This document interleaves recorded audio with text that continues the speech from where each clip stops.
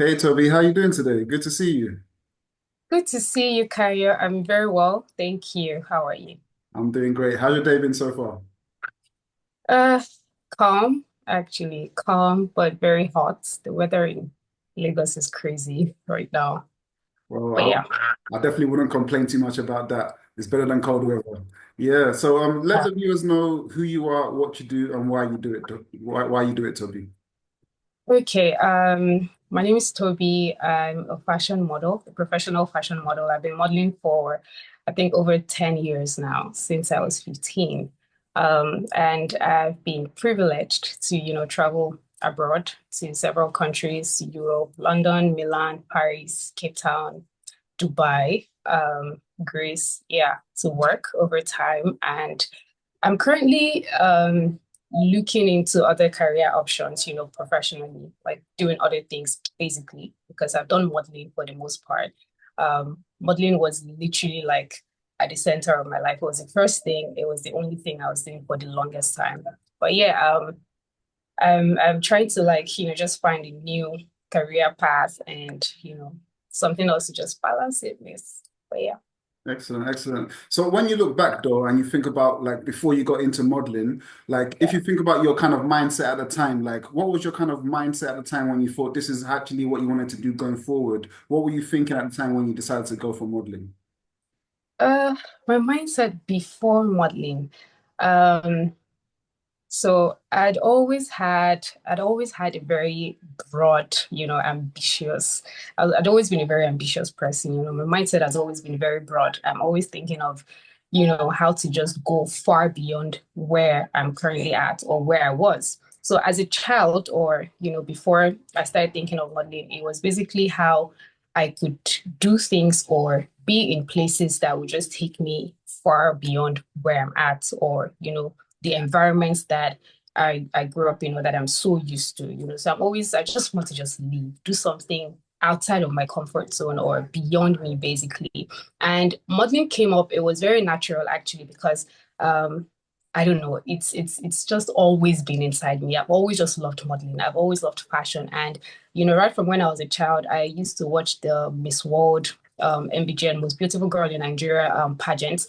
So I'd grown up watching those competitions and watching Miss World, Agbani Darego win Miss World, all of that. It just came naturally to me, like, okay, I want to model. I can catwalk. And funny enough, from just watching those, ladies just walk and do their thing, I honestly didn't have to put so much effort into training how to be a model. It just came naturally to me. I could catwalk. I just knew that, if I went to a casting, I could catwalk and I could do it naturally and very well. So yeah, modeling came naturally, and from that moment, it has always just been in my mind. Like, okay, you know what? As soon as I'm done with school, if I'm not going to be a doctor or a lawyer, because before modeling, it was okay. I want to be a lawyer. I want to be a doctor because a lawyer because I was sort of a talkative, so I used to talk a lot, and it was like, okay, you know what? Since I talk a lot and I argue a lot, I'm going to be a lawyer. But then when modeling set in, it was like, okay, after school, I'm gonna just be a model. Like I want to be a model. I want to travel. I want to just walk, and be on international stages. And that was how modeling set in. The moment I finished high school, it was what was in my head was, how do I be a model, or how do I start being a model? What do I do? Where do I need to go to? And then social media, of course, was, in play. So from social media, Instagram, just meeting friends and then watching TV. I saw, these shows, TV shows or TV stations having their shows and like, doing an advert like, oh, if you want to be a model, you're 15 years of age, da da da da da, call this number and all of that. And I started from there. So I started with a TV show, basically TV fashion show. And from there, I met other models. I, connected, I exchanged numbers, I got contacts to other castings as well. And yeah, it went Excellent. on and on and on like that. Excellent, excellent. You know, like Yeah. being a model in the industry, you would come across different people. You will form different kind of relationships with different people Yeah. that you come across. And some relationships, they go well for us.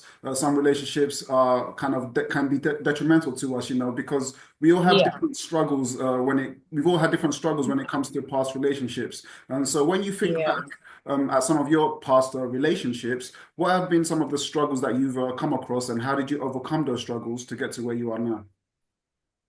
Mm, okay, it's obviously been I don't want to say roller coaster, but it was actually a lot navigating handling different people, different relationships that I had, different characteristics in people basically. I'm managing those relationships considering, I was in a career path or I was on a career path that I needed people as well. I still needed connection with people.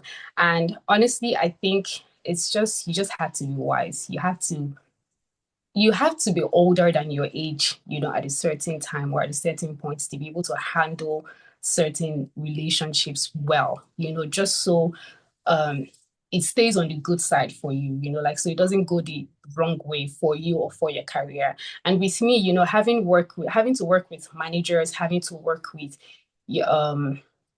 model bookers or even models that had contacts that I knew that, okay, if I had this relationship, this person could lead me to further to this person and, also help me grow basically in my career. So even if they were acting or they were being very silly or malicious or just not straightforward in a way, I just had to be wise, somehow. And with wisdom comes, you know, growth, or with wisdom comes uh what do I call it? Smartness. You just have to be smart if you're being wise, with things. It's like it seems like you're a fool, but you're not a fool at the same time. But you're just being wise, handling the situation. And I think for the most part, that's how I've been able to handle most of the relationships that I've had, during the process of modeling. And also to keep some, but there are also some that, along the line, it just doesn't work out and, it has to end or yeah.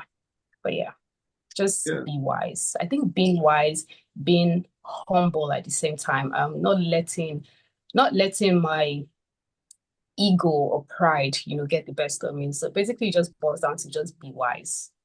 Yeah, Yeah. yeah, for sure, for sure. And a lot of the time when people are focused on like their career, in your case, like you're focused on Yeah. modeling, it can affect their Yeah. personal relationships as well. Would you say that your personal relationships had any kind of effect? I'm talking like intimate relationships. Like, did your modeling have any effect on any intimate relationships that you were having at the time? And if so, what kind of struggles were those?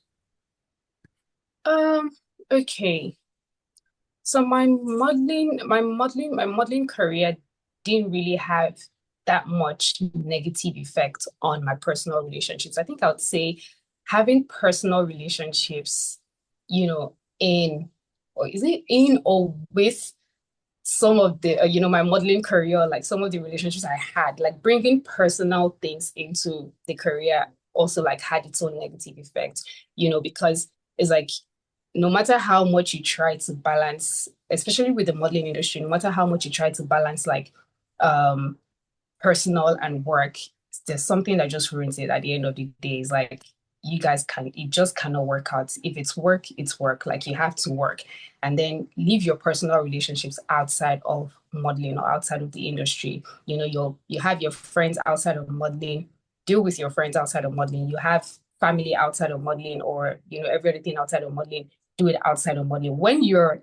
in the modeling industry or the modeling circle, it's modeling. Like you just have to be there, do it there, deal with the people. If you're working with photographers, you're working with stylists, you're working with, agencies, like it just has to be these and these, like separate both. So I don't think I really mixed both personal and work together for the most part because most people in the modeling or most of the friends I had or acquaintances I had in the modeling industry didn't really know so much about my personal life, like my family or, you know, even down to the school I went to, it was if I'm modeling, if I'm working, I'm working. I'm within that circle. And then when I'm outside of modeling, I'm back home with my friends or with other people, then that's that. So I didn't really mix both. I think I sort of like just separated them. So Yeah. Okay. yeah. So yeah, it sounds like you are able to really separate the two and focus on like modeling separately from like your intimate relationships. So Yes. what about your intimate relationships? Like, were there any struggles that you went through in your intimate relationships, or would you say it was always smooth sailing on that note? Okay, yeah, I had so there was one time, can you hear me? Yeah. Yes, yes. Go So ahead. there was one time I had a crush on a male model, basically. I met him when, I was younger in the industry, knew as a model, but we stayed close. We lived close to each other. And, because I liked him and all of that, we used to go home together a lot. We sort of like had a thing, for each other. But it didn't go well. It didn't go well because the moment whatever happened outside or outside of modeling or around home, he always brought it into, shows and telling other models. And it just spread, like it was just different. It was a whole mess, basically. It was like, no, this isn't working, like and I guess because we were younger, we just didn't have so much insights or sorry, excuse me. So hot. We just didn't have so much like knowledge or insight on how to do the dating or how to like navigate dating, as models that work together. And we were in the same agency as well as models that work together and outside of modeling, like being at home and all of that. So it was just a whole mess. And that went on for a whole, I think, 5 years, 7 years of our lives. And I was so stuck up on him at some point because this was literally, I think I would call him then my first love, like somebody like the first guy I would literally ever like or love, to an unhealthy extent. I was so stuck up on him. I didn't know how to move from him. I didn't know how to literally be the most, healthiest part of myself. Like, so it was crazy. It took me a long time, but I eventually got over him. He came back begging. We stayed friends, but yeah, it was just a mess. It was a mess because at some point he started doing drugs. He was just an unhealthy person. I'm so Right, sorry. right, I'm right. sweating a lot. Like, We all have like a less control of our emotions when we're young, but like when we become more mature, we start to make a better yeah. decisions. So looking at like when you was more mature, how was that for you, Yeah. like in terms of your intimate kind of life? Did you have any type of struggles in that period in the more mature in your more mature stage? Um, okay. So it took me a while to date again after this guy because, like I said, we had a thing going on for like I think 7 years, 8 years of my life, and the next time I got into a relationship, it sort of still lingered, like because some of the things that happened to me just gave me some sort of PTSD or yeah, sort of still lingered into the new relationship. But because I was older and of course I'd gone through life, like my mom had passed in the process of being with this guy. And, at that moment when I lost my mom, I had so much revelation. It was like I grew so much. I grew like 10 times faster, literally, that year, within that year. And this was 2018.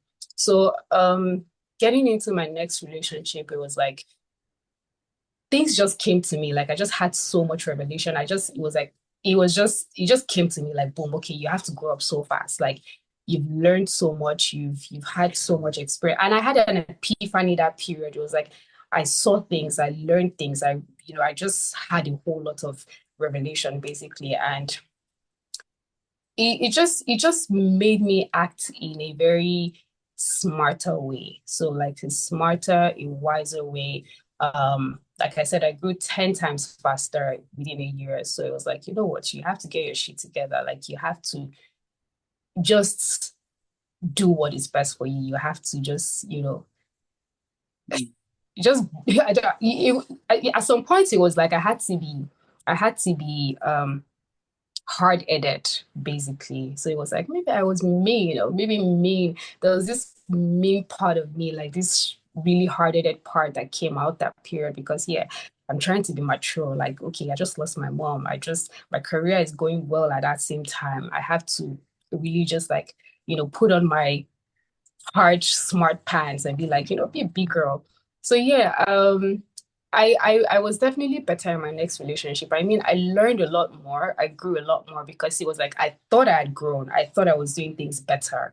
But of course, with relationships, like there are things you learn every time. Like it's a learning process. It's a non-ending, unending learning process. Like you think, oh yeah, I've grown and I'm better. I'm doing this. I'm working on myself and this. But then you just realize that, girl. you still have a lot to go. You have a lot to do and you have like a long way to go. So yeah, I still learned more things. Like I just felt like two my how do I put it?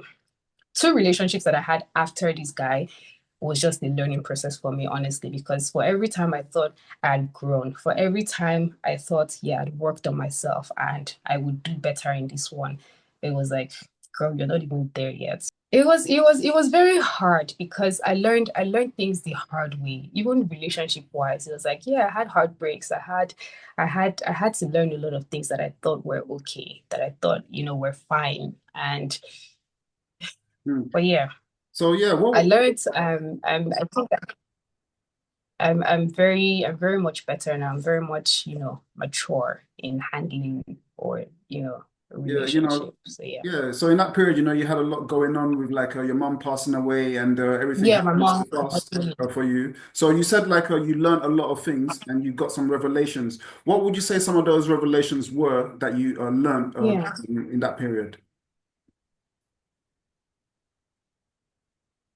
Okay. Okay, so first was um me being too trusting. I think I was very, what's the word? I was gullible. I thought I was gullible. And so I was too trusting. I was too things just came to me like, you know what? And I mean, I found out like they just fell to my lap. So when people say things just fall to your lap, like I just found out things and it just made me realize, okay, I was too trusting, I was too gullible. I needed to grow up. I had a lot to work on personally as well. And even minus me working on myself, it was the other person as well. Like, okay, do I really have to trust people this much? Do I have to and it's like I'm this person that if I'm doing something, I'm putting my all into something. So if I'm focusing, regardless, relationship wise, career wise, every aspect basically, if I'm doing something, I'm putting my all into that thing. So with relationship, it's like I put my all into it. I'm doing everything. It's like I'm soaking myself in to this thing or to this person. And I think at some point that wasn't so healthy. It wasn't so good for me. Um, yeah, and going forward, I think I just learned to handle my emotions better, um, to also work on myself personally, because as much as I was going through an emotional roller coaster with losing my mom, it was like I had some things I had to let go of. This guy literally made me feel like I was bipolar. There were certain things that happened that it just instilled some really terrible things that made me feel like I was a bipolar. I had bipolar disorder.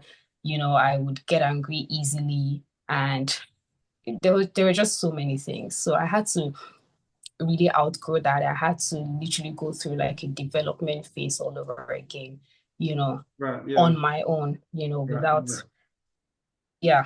Yeah. So yeah, I think that was how I was able to just handle that. Yeah, yeah, for sure, for sure. And as we grow, like you mentioned, we all like learn things along the way and learn from our past and become better in that Yeah. way. Now, another like issue that people tend to face in relationships oftentimes is gender roles. Traditionally, when we look at gender roles, it will be like one person Mhm. leads in the relationship and the other person chooses to follow in the relationship. The leader generally being the man, traditionally. So like this can cause Yeah, some yeah. people to feel like, oh, I want to be free. I don't like these gender roles. And some people feel like this is very natural. This is how it's supposed to be. So with that being said, what is your viewpoint on Yeah. gender roles within relationships? Hmm. Okay. Um, with gender roles, I think things have really changed. I mean, I think years back, it was a thing where, okay, if you're in a relationship, like you need to I don't want to use submiss because I know, yeah, we all need to like there's submission in relationships and all of that, but there was that thing where, okay, the guy is the man, so you have to let him lead. You have to let him control you, basically. So there was a thing where, like, in relationships, the guy would always be the one to control. Even your friends would advise you at some point and be like, you know what, it's a guy, like, just let him do what he wants to do, let him. But I think things have really, really changed and evolved now because now there's equality. There's everybody's, trying to like balance things up. Like, okay, we're both working, for instance, we're both bringing in um um maybe equal finances, or emotionally we're both putting in the same efforts emotionally. So there's no, oh, because you're the man, like you need to lead, or you can control me. Everybody's trying to find a balance now. There's equality basically in almost everything right now. Excuse me. Um, No problem. there's equality in almost everything. So honestly, I do believe in just balancing everything. Like just make a balance of whatever it is you're doing. In a relationship, I'm really not a big fan of having the man, control me. Doesn't mean to say that I'm not going to respect you. I'm not going to give you the respect that you deserve because, yeah, you're a man, right? It just means that you're not going to put a rope to my neck and, always feel like, yes, sit here, I'm going to sit here. Like, babe, get up, I'm going to get up. Like, we have to put in the same, where we're putting in effort. If I'm putting in so much effort and I see that you're not, literally doing the same thing, I'm going to bring up a conversation about it. Like, you need to put in effort and let's try to balance this.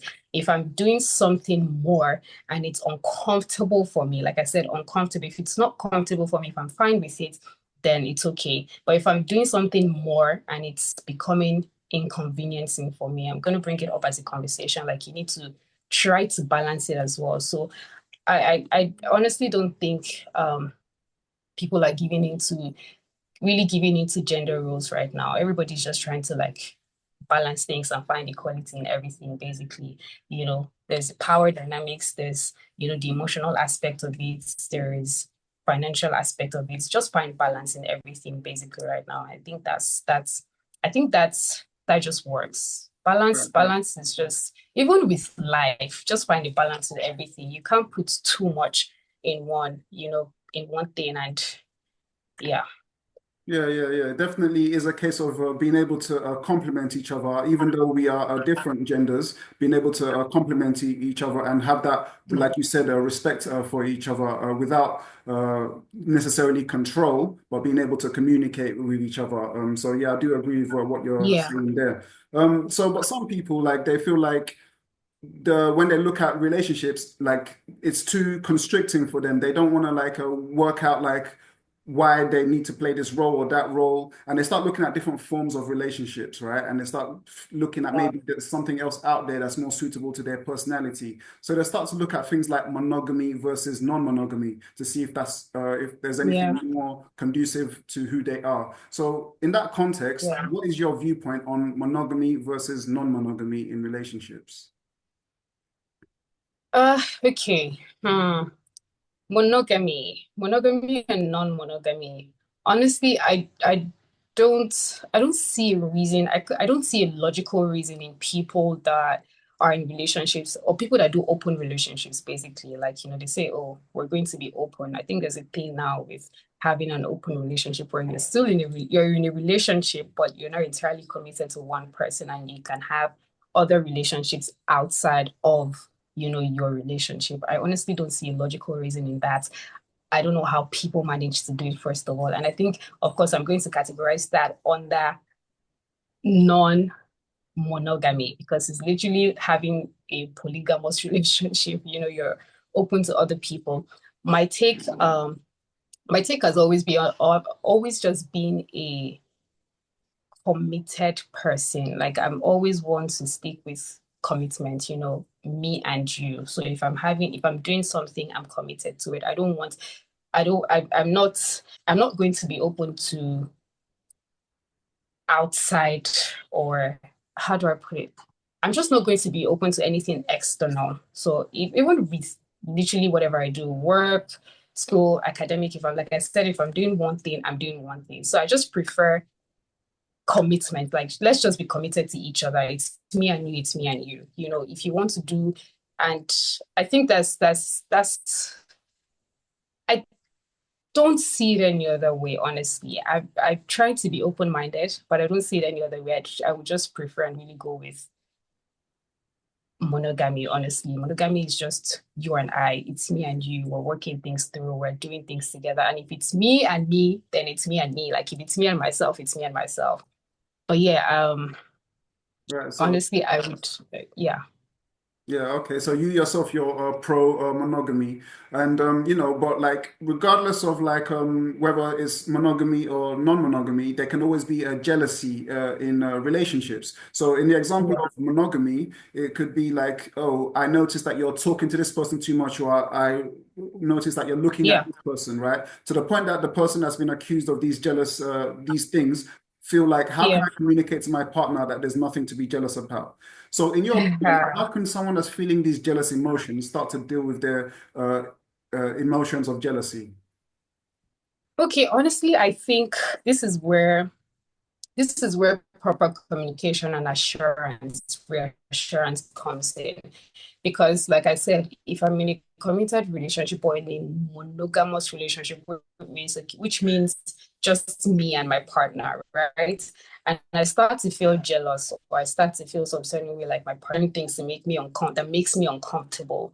Of course, first of all, I'm going to bring up a healthy conversation with him and a healthy conversation to resolve that situation. And I would also honestly appreciate a reassurance, for me to get over me feeling jealous about whatever it is I'm feeling jealous about, honestly, because if you don't reassure me or communicate to me that, okay, there's nothing, this is what it is, just reassure me basically that there's nothing. And with me, it's like, if you tell me something, honestly, I think somebody used to say I'm a black and white kind of person. Like I always just believe that things should just there's always is things should just be this and that, this or that. I try to be open-minded and see things in different, aspects or different colors, basically. But if you tell me that nothing is going on, or if you explain to me that, oh, this is what it is, and that's why it's probably looking like this, I'm going to take your word for it because I feel like, okay, now you told me, you sort of reassured me that there's nothing going on, and that's it. I'll take your word for it.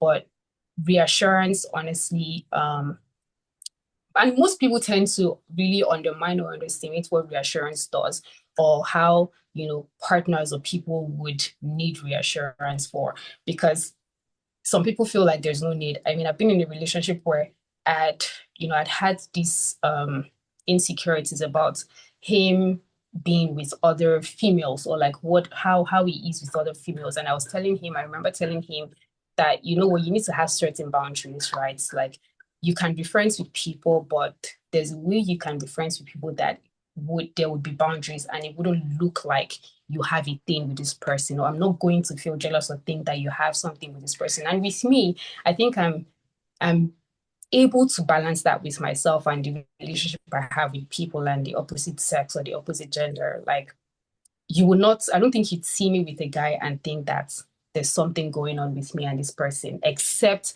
I'm actually doing something that makes it look like, okay, me and this person have a thing. Now, this guy didn't really have that boundary. And it always put me in a very insecure spot, because I'm always thinking, okay, what's going on? Why is he behaving this way? Why is he acting this way with this person? Like, you can be friends with somebody, right? And just be friends with somebody, or you can work with somebody and just have some boundaries there so that your partner is not thinking or constantly feeling jealous.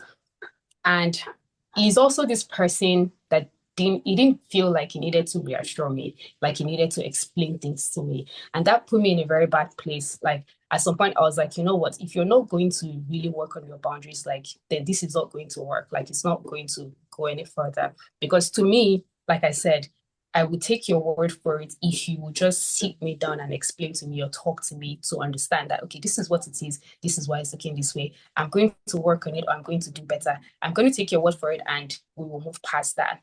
But when I'm not getting the reassurance or the proper communication that I need, if you're not telling me what's going on, if you're not carrying me along, I'm an overthinker as well. I'm going to keep thinking so many things. My head is going to be bringing ideas, ideas are just going to be coming to me like, okay, well, what if he's seen this person? What if this? What if that? So for me, I constantly would need reassurance. And once, once there's a shake in trust, how do I put it? Once there's a breach in trust, or or what else do I use? In trust or assurance that I have with our relationship, then there's going to be a problem. You're going to have to really put in extra work to like Yeah, convince me that it's not what I'm thinking. But yeah, yeah, right, right. Yeah, I so just like, I just um, think, yeah, I'm just very big on, you know, proper communication. Let's always talk things out. I know that I've also dated somebody that is sort of an avoidant person, people that tend to avoid conversations and like, you know what, it's nothing serious. There's nothing going on, and then that's it. Or they just act like nothing just happened, and then the next minute they're coming back cool, like, oh, hi, babe, and all of that. But I always want to talk about stuff. Like, let's talk about it. Let's talk about it. Let's talk about it. And then we can get past it. Even though it's not going to leave my head and it will just mess me up, literally, right, like mentally or right. emotionally. So yeah. Excellent, excellent. Now, unfortunately, we've run out of time. It would be great to talk to you for longer, but one more quick one from me. Yeah. Like you mentioned, like in the relationship, like when there's a breach of trust, it can have a Yeah. negative impact. But sometimes, like there is infidelity in relationships, and that trust has been broken. So, with Yeah. that being said, what is your opinion on forgiveness after infidelity in a relationship? Hmm. Okay. My thoughts or my opinion on that has changed. Before, right? A few years back, want to give multiple chances, right? I would always, and I think that was one of the lessons I learned in my first relationship when I was younger with the model guy. Like, I would give you multiple chances over and like benefits of the doubt. I'll keep giving you benefits of the doubt. Like, don't worry, when you come to me and apologize, babe, I'm sorry, this, that. I would just literally accept and, okay, yeah, we're back together. But growing up and, experiencing or going through, a couple of relationships and just experiencing things, I just learned that, you know what, if this person is not going to change, they're not going to change. Um, and if they do something, I also learned that people do things intentionally. Like people know as an adult, like everybody knows when they do something wrong and when they do something right. So if you do something wrong, there is no how you don't know that you've done something wrong. So that means you did it with intentionality. You did it knowing that this was wrong. So with infidelity right now, my stand on it is if it happens and I know and I find out about it, then that's it. There's no going back. Like, I'm going to literally take myself out of that equation because honestly, apart from the feeling that I have for you, apart from me loving you, it's going to really mess me up if I even come back to that relationship, because like I said, it's going to take a lot more work now for you to reassure me or convince me that it's not going to happen again. So for my own sake and my own mental health, I'm honestly going to try my best to just get myself out of that relationship, as hard as it might be, because it's easier said than done. Getting out of these relationships can be harder than it is. But yeah, Yeah, yeah, excellent. right now it's if he cheats, then I'm out. Right, right, right. Well, Toby, thank you so much for coming on. Thank you for everything that you've shared. Where could people find you, find out more about you, and find out more about what you do? My Instagram is Tobi underscore Oloko, Oloko. So Tobi is Tobi underscore Oloko. Behance, I'm on Behance as well. Like, you can find my portfolio, like my work pictures on Behance as Tobi Oloko.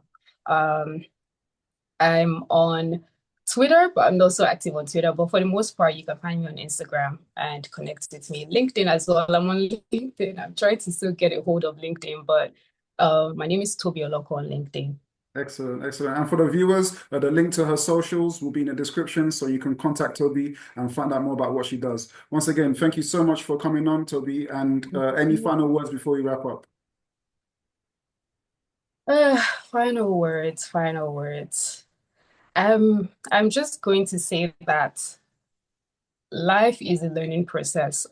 Relationship, work, career, it's a constant learning process, and we should just try to be open-minded, honestly, because you can't have your mind locked in on one thing. Like, let's just be open-minded so we're able to learn and grow and, grow in wisdom. I think wisdom is one thing that I've learned, to have for the most part of my life and my career path. Just be wise and be humble. So, but you have to be open-minded to be able to, learn and receive these things. So yeah. Excellent, excellent. Thank you, Toby. Thank you for having me. Thank you so much. I'm so sorry for No the problem, no whole, problem. It was great. It was great. it's really, really hot. Yeah, yeah. Thank Fantastic. you. You're welcome. You're very welcome.